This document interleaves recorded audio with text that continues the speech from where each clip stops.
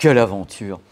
Vous avez déjà vu des intros, mais celle-là, voilà, c'est incroyable. Bonjour, bienvenue sur Média YouTube, sur medio.com. Si vous aimez les enceintes, si vous aimez le son, si vous aimez la haute fidélité, si vous aimez le son qui est fin, c'est ici qu'il faut être.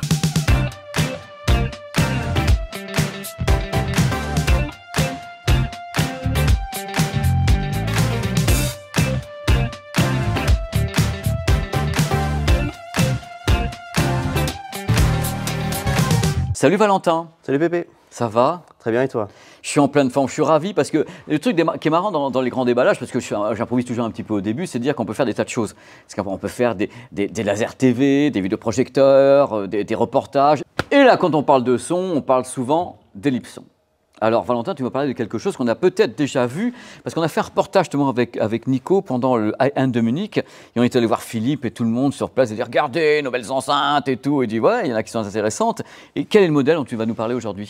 Alors on va vous parler de la XLS7, la dernière née de la gamme XLS, la gamme inspiration vintage d'Ellipson, la plus ancienne marque de hi-fi française, donc ça reste dans le thème de la maison, et c'est les inspirations d'antan qui font les recettes d'aujourd'hui. Alors cette gamme, parce que là tu en parles, je vais faire le béotien, je ne sais rien du tout, cette gamme LSX7, c'est une gamme qui comprend quel type de produit? Je ne sais pas, vous avez des enceintes centrales, explique-moi un peu ce qu'est cette gamme. On a ici toute la gamme, avec le plus gros modèle qui est la XLS15. Sa particularité, c'est un haut-parleur de 30 cm, donc voilà, désigné pour les grands espaces principalement.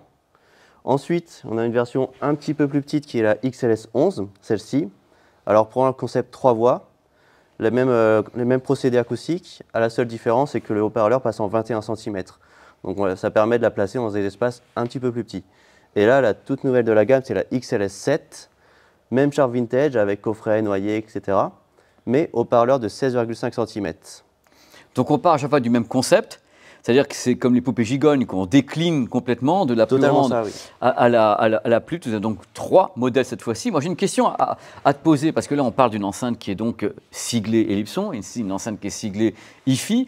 Là je me dis par exemple, tiens, je suis un gars, moi j'aime bien la marque, je trouve que le design est super. Est-ce que ça s'intègre par exemple un système home cinéma avec une barre de son enceinte surround? On en est où de ce type de produit? C'est de l'enceinte purement passive, donc on peut la brancher sur un ampli home cinéma si on veut. On pourra idéalement, suivant la taille de la pièce, prendre du XLS15 ou du XLS11 pour les frontales. En surround, celles-ci elles sont parfaites, un petit peu plus petites. Par contre, on n'a pas encore de centrale dans la gamme. On pourra intégrer par exemple une enceinte des gammes Ellipson Prestige Facette. Elles ont certains procédés acoustiques dont le tweeter qui est identique. Ça assure une signature sonore cohérente. Et on pourra combler du coup le manque de centrale dans cette gamme par ça. D'accord, parce que l'idée, avant qu'on revienne sur les caractéristiques techniques de celle-ci, parce que c'est la star de cette vidéo, parce que l'idée, il faut bien que les gens sachent un truc concernant les systèmes home cinéma.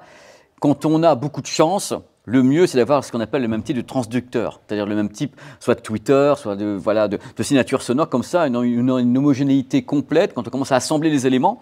Et donc, c'est ce que tu nous dis, c'est qu'il faut essayer de garder les mêmes éléments, oui, sur l'ensemble. Une cohérence de l'ensemble. Tu me parles un petit peu en détail de celle-ci, concernant le type de fabrication, la puissance, la bande passante. Tu as des choses à nous dire là-dessus, sur la petite star, la mini-mini? Alors ceci, on est sur un haut-parleur de 16,5 cm, réalisé en pulpe de cellulose, donc c'est le même procédé que sur la 15 ou la 11. Comme beaucoup d'enceintes, c'est un procédé très bien maîtrisé par Ellipson. Son avantage, c'est qu'il concilie idéalement faible poids et grande rigidité, donc on peut envoyer beaucoup de puissance, il tient, il ne sature pas, il n'y a pas de distorsion. On est sur du 90 watts RMS, donc c'est impressionnant pour la taille de l'enceinte. Ça permet de l'utiliser du coup, comme on disait, aussi bien en hi-fi ou en home cinéma. Le tweeter, on est sur un dôme de 22 mm, souple. Et particularité de la gamme, on a un sélecteur qui permet d'ajuster de plus ou moins 2 dB le niveau des aigus. Tu me dis à quoi ça sert? Attends. Mais Valentin, à quoi ça sert, s'il te plaît? Alors, le sélecteur, il va permettre, par exemple, vous avez une électronique un petit peu montante ou vous êtes un peu plus sensible aux aigus. Tchouk, on va descendre de moins 2 dB. L'écoute va gagner un petit peu en douceur, en rondeur. Et à l'inverse, vous aimez bien des aigus un peu montants. Vous avez une électronique qui a un petit peu de faiblesse dans cette gamme tonale. On va les rehausser et vous allez retrouver plus de clarté, un petit peu plus de de finesse de détail dans ce registre-là. Moi, ce qui me fait marrer, ce que j'aime bien, c'est le côté où on a en effet des produits qui gardent ce type. Il y a un réglage ici qu'on retrouve donc en partie ici. Donc on garde le même esprit à chaque fois, donc la même philosophie. Moi, je les vois, je suis un gars, je vois vraiment le produit comme à la fois des enceintes certifiées, mais des enceintes de bibliothèque. C'est-à-dire c'est intéressant dans une bibliothèque, dans un design, parce qu'elles sont quand même très classe, et l'idée de base. Donc est-ce que tu peux, parce que là les gens sont en train de nous regarder, ils disent voilà, alors, il y a la grande enceinte, la moyenne, la petite. Est-ce que tu as une idée tarifaire pour que les gens soient en train de dire ah, yes, I can, yes, I cannot, ou oh là là, mais jamais de la vie, quoi. Alors Valentin, là, le prix de celle-là, tiens, par exemple. On est à 790 € pp. La paire. La paire, toujours. La paire. Là, this one. On est à 1690. Big one. Et à 2300. C'est que du bonheur. Bien sûr, voilà, on peut faire ce qu'on veut après. Elles sont passives, donc vous associez ça avec ce que vous voulez en home cinéma. Tu parlais un petit peu des formats, du concept. C'est ce que tu voulais me dire tout à l'heure. Tu étais sur quelque chose. On va prendre un sujet profond maintenant, messieurs, dames. Attention, en fait, l'avantage de la gamme, c'est qu'elle est vraiment pensée pour s'intégrer dans tous les espaces. Donc un grand salon, une grande salle, on va s'orienter vers les XLS 15. Haut-parleur de 30 cm, donc vous pourrez profiter de basses profondes, puissantes, sans avoir besoin d'un caisson externe. Un salon un petit peu plus petit, jusqu'à entre 20 et 35 mètres carrés, on pourra se diriger vers les XLS 11, haut-parleur de 21 cm. On conserve une bonne reproduction des basses, mais avec une facilité de placement un peu plus grande. Et petits espaces où se rendent, on va se diriger vers la bibliothèque, la XLS 7, qui est beaucoup plus facile à intégrer. On peut la placer directement à côté de la télé, sur une étagère ou dans une bibliothèque. Donc Valentin, on a un petit bouchon qui est ici. Oui. C'est du basse réflexe tout ça? Tout est en basse réflexe, mais la particularité de la gamme, elle est livrée avec un bouchon en mousse, ce qui permet de l'utiliser en charge close. Alors, tu expliques aux gens, parce qu'il y a des gens qui nous regardent, tout le monde, voilà, et nous, on est là pour démocratiser, on est le grand déballage, un unboxing. Tu m'expliques ce que c'est que la charge close? La charge close, en fait, c'est que le coffret est ajouré sur l'extérieur. Et quoi? Le coffret est ajouré sur l'extérieur.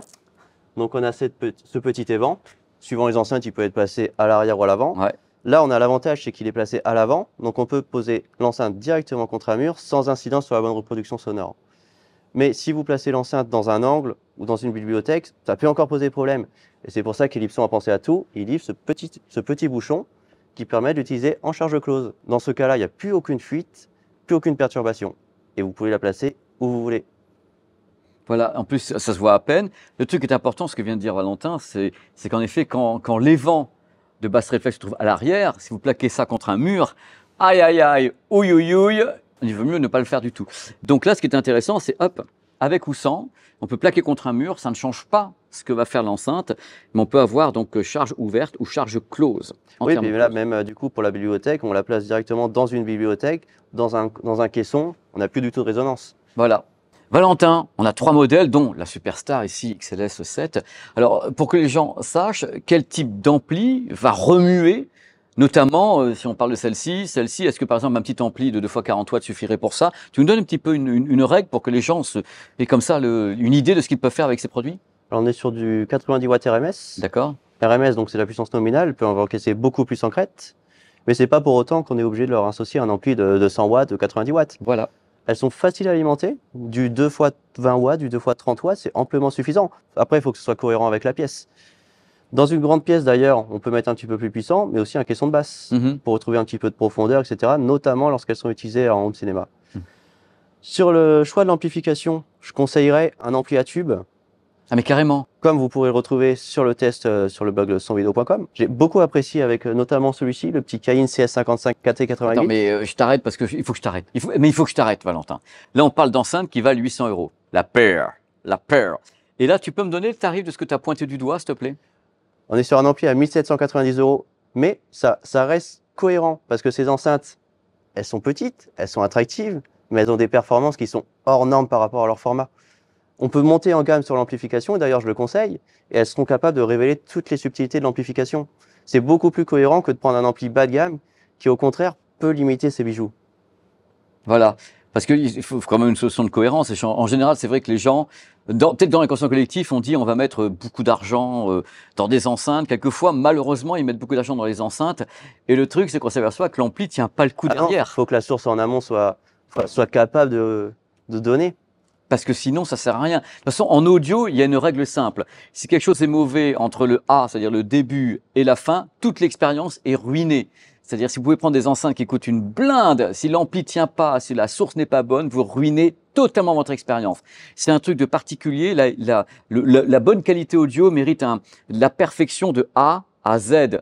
Un seul élément s'écroule, tout s'écroule. Et c'est ce que tu dis. Il vaut mieux partir d'une bonne source et puis la motiver correctement. Sinon, vous avez acheté ça pour rien. C'est une chaîne, hein, elle est aussi forte que son maillon le plus faible. Parce que c'est beau. C'est Magnifique, incroyable. magnifique pour de magnifiques enceintes, Pépé. Ça fait rêver. Valentin qu'on peut plus, c'est du délire. Donc là, on peut dire qu'on peut balancer des belles électroniques derrière, même chose pour les autres bestioles qui sont ici. Ah oui, d'autant plus. D'autant plus. Juste prévoir un ampli avec un petit peu plus de puissance et de réserve en courant pour le gros parleur, ça c'est normal. Ouais, pour le motiver, sinon ça sert à rien d'acheter aussi un produit. Il faut de l'électricité, il faut l'alimenter, quoi. Il faut que ça tape à fond. Dans tous les cas, moi, je suis ravi qu'on ait pu montrer ça aux gens, parce qu'en plus, en plus de nous avoir montré ça, tu as donné des tas de petites infos sur le son. Ça serait vachement bien de faire ça. Donc, tu as testé les 3 produits? On a testé les 3 produits qui sont disponibles sur le blog de sonvideo.com. Vous pouvez les retrouver dès à présent. Vous retrouvez dans chaque test un peu plus de détails techniques et nos impressions d'écoute aussi. D'accord. Bah, écoute, c'est merveilleux. Merci Valentin, c'est une joie de t'avoir eu ici dans ce grand déballage unboxing sonvideo.com. Tu reviens quand tu veux parler des produits comme ça et donner des petits tips pour les gens, des petits conseils. Ce qui est important, c'est que on puisse renseigner les gens également sur, tu vois, l'installation, qu'est-ce qu'il faut mettre comme ampli derrière, pour aider les gens à avoir un meilleur son chez eux. C'est good tout ça. Merci Valentin. Merci Pépé. C'est moi. Ciao et ciao. Et à bientôt. Ciao, à bientôt. Merci à Nicolas, à Luc, à tout le monde, tous les gens qui sont derrière la caméra pour ces grands déballages, unboxing de folie sur le média YouTube, sonvideo.com. À très vite. Allez, je pars avec tout de toute façon.